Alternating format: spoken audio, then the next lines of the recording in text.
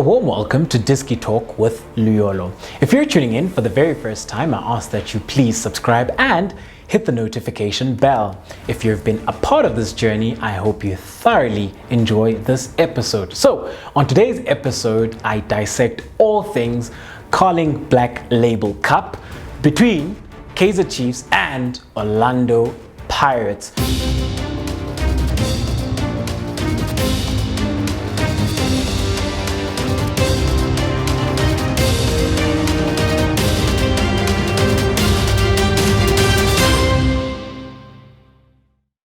So with regards to the Carling Black Label Cup, I am very excited for this one, especially because us as the fans, we get to vote for which players we'd like to see and playing in the formation that we get to vote for. So the only qualm that I do have with the Carling Black Label Cup this time around is the fact that as fans, we're not allowed to actually go to the stadium. Well, by virtue of the fact that we're going through the pandemic and COVID-19. So, however, what I do like is that this is one for the fans, and I think as fans we'll be very excited. And throughout the years, with regards to the Carling Black Label Cup, these two teams have gone at each other, and yes, there's pride to play for and that big Carling Black Label Cup trophy. However, essentially, there's nothing to lose. So there's no league points at stake. There's no further advancement with regards to a tournament at stake. So they can actually go at each other without holding back. So let's then get into the tactical preview of how these two teams will set up. So what's important to note before I go into the tactical preview is that the fans have voted for formations. So the formation which has been voted for and garnered the most votes is a 4-4-2 for both Kaizer Chiefs and Orlando Pirates. So starting off, the red team will represent Kaizer Chiefs, the blue team will represent Orlando Pirates, and I'll be having a look at them in the 4-4-2. So in goals, Lunchbar, obvious. Itumeleng Khune, fan favorite, starts in goals. And then at right back, we've got Ramahlo Mpahlela.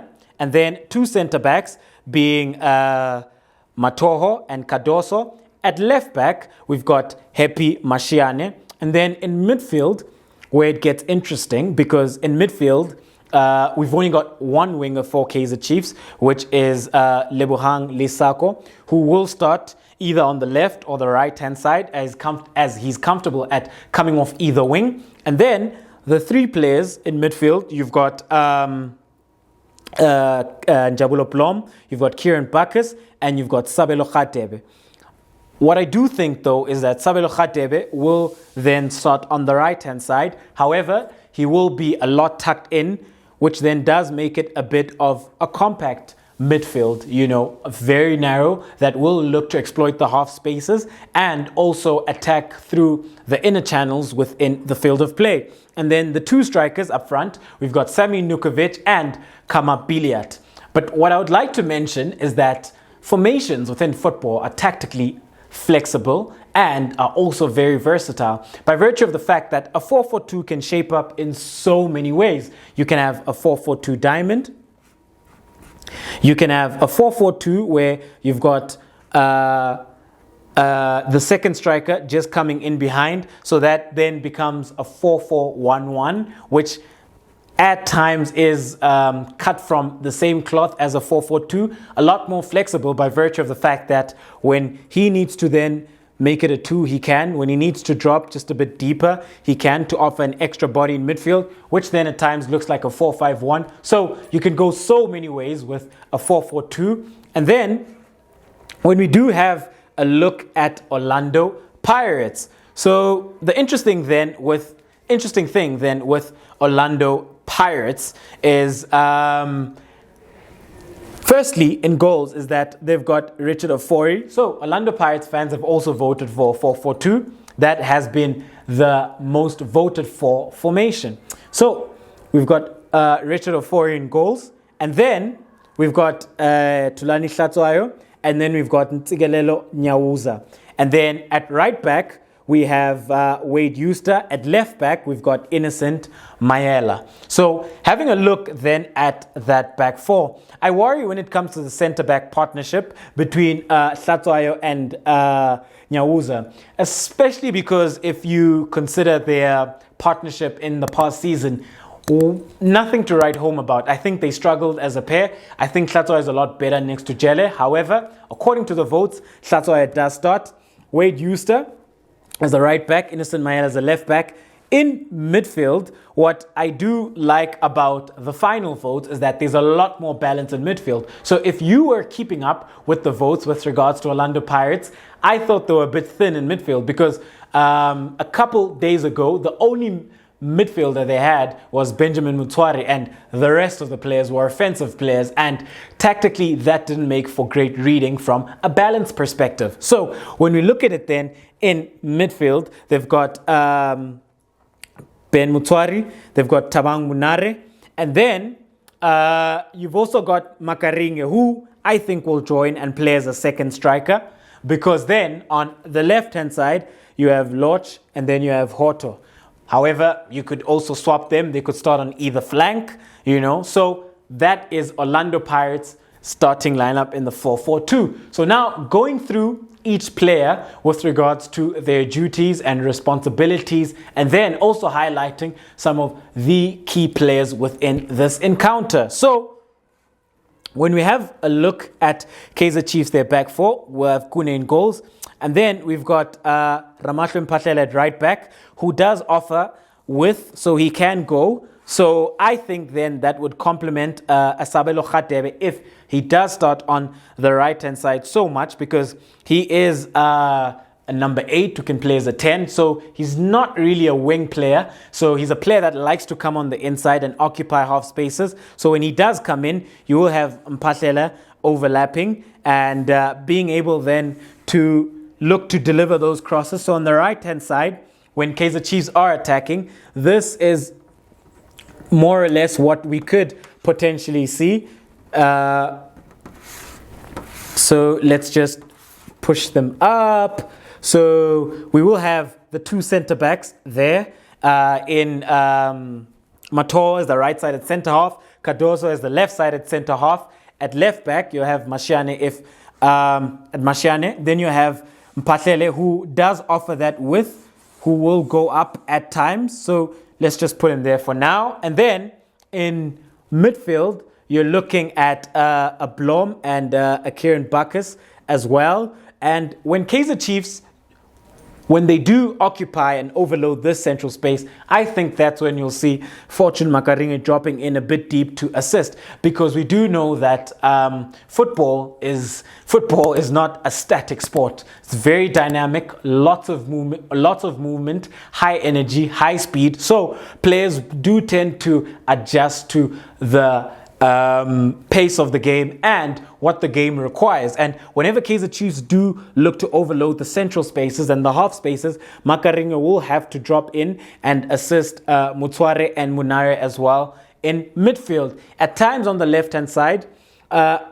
when you do see Lesako coming into the half space, Mashiane is also another who likes to venture forward, as we do know that in the past season, he has played as a left winger. He has started as part of a front three, but I think this is his perfect position. I think Mashiane is well adept as playing as a left back, and I think he's better suited as playing as a left back by virtue of the fact that I think he's very good at attacking the space as opposed to starting there, and he's very good when he's coming from deep, when he can break lines with his passing, and because he's tactically versatile. He can read the game very well, and he's got a very good final ball on him. And then when we look at the centre backs, Cardoso and Mator will be very important, and especially when you consider the threat of Mhango and Lorch, who will look to come in a lot closer to Mhango and occupy zone 14 at times. So they will be a lot more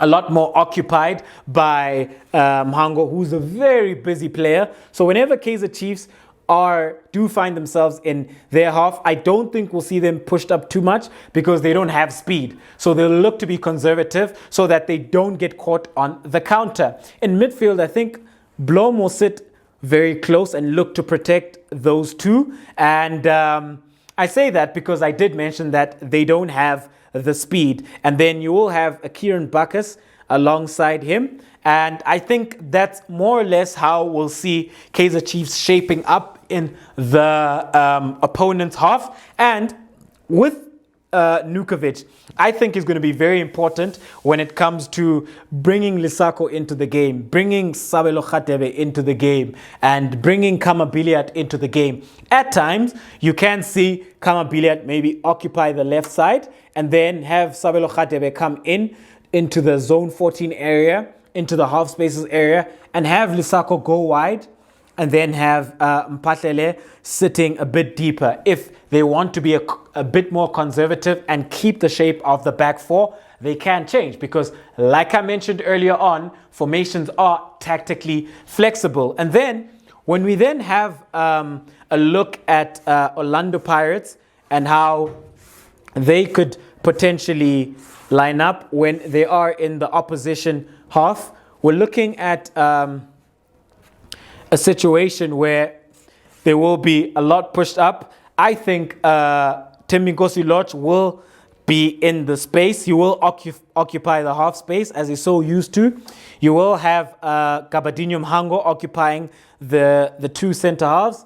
And then you will have Hoto as well coming up. He is a player who likes sticking wide if he does go on the left side. But he can also give you that on the right-hand side. But he will look to always come in. And then you will have Makaringe a lot further up front. We did see that in the past season that his confidence was growing in that position as a 10, where he plays as a second striker and he does join in making those late runs into the box.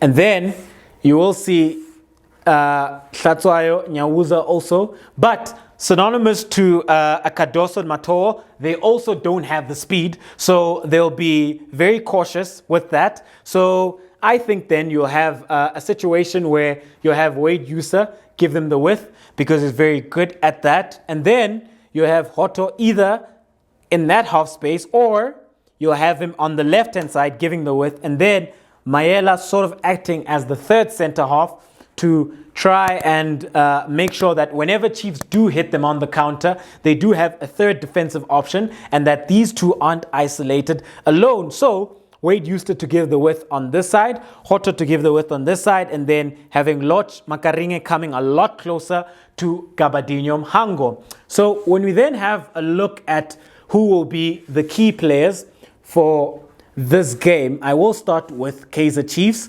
And the men who I think will be key in this game for Kaizer Chiefs, I am looking at, let's just get our more or less perfect 4-4-2 shape there with Orlando Pirates. So the man I'm looking at being very instrumental for Kaizer Chiefs, I'm looking at a Kamabiliat. And the reason why I've pinpointed Kamabiliat is because of how much experience that he has and how much he can look to trouble both Hlatsoayo and Nyawuza, especially because they lack the speed. And we do know that one-on-one, they're not the best when it comes to dealing with those situations. So at times, we will see a Biliat maybe drift into the half space on the left side or drift in when you find that Lisako has gone to the other side and Khatebe has come.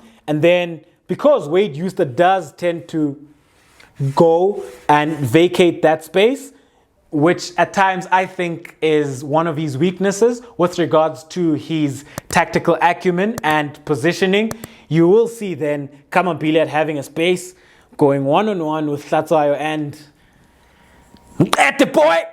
I think we will see him having that opportunity to go one-on-one at him, run at him. And I think if he's left isolated, Kamabiliat, So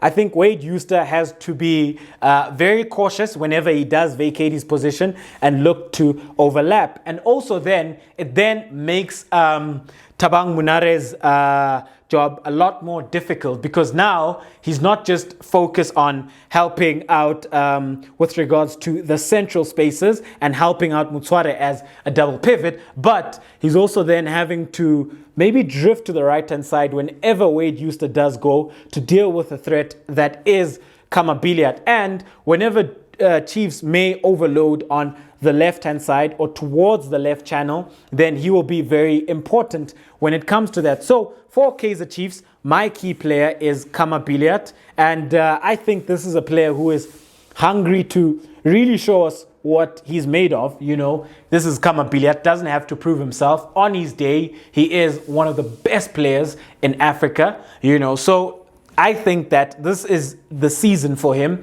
and if he can stay fit, I think he can have a great season, considering the amount of signings and the type of players that Kaizer Chiefs have signed as well. So when we then look at Orlando Pirates, a player who I think will be key is none other than Timbinkosi, number 10.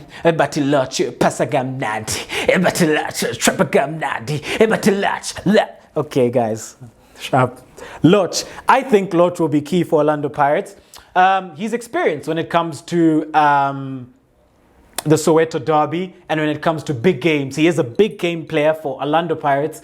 In their current squad, I think he's got the biggest temperament when it comes to these type of games. And in the previous, one of the previous Soweto derbies, we did see him popping up in this half space, in this zone, and whipping one top corner where he scored a beautiful goal for Orlando Pirates. So he is a player that is very complete when it comes to his offensive skill set. He can assist and he can give you goals as well. So in the extra time segment, it is time for me to make a prediction with regards to this game. And my prediction when it comes to the Carling Cup Black Label and who I think will lift the Carling Cup Black Label this season is... Drum roll! Bongani, we must get the... So, my prediction, ladies and gentlemen, is Kaizer Chiefs will win the Carling Cup Black Label 2-1. I think that Kamabiliat will score a goal and young Sabelo Khatebe will get his first professional goal. When it comes to Orlando Pirates, I think Timbinkosi will score his regular Soweto derby goal, because this is a man who always comes up with the goods in a Soweto derby. However, Kaizer Chiefs, I think, will be the winners. They'll start the season off strongly. So, ladies and gentlemen, thank you very much for tuning in to yet another special episode of Diski Talk with Luyolo. And as always, I am your host with the most, and I go by the name of Luyolo, signing out.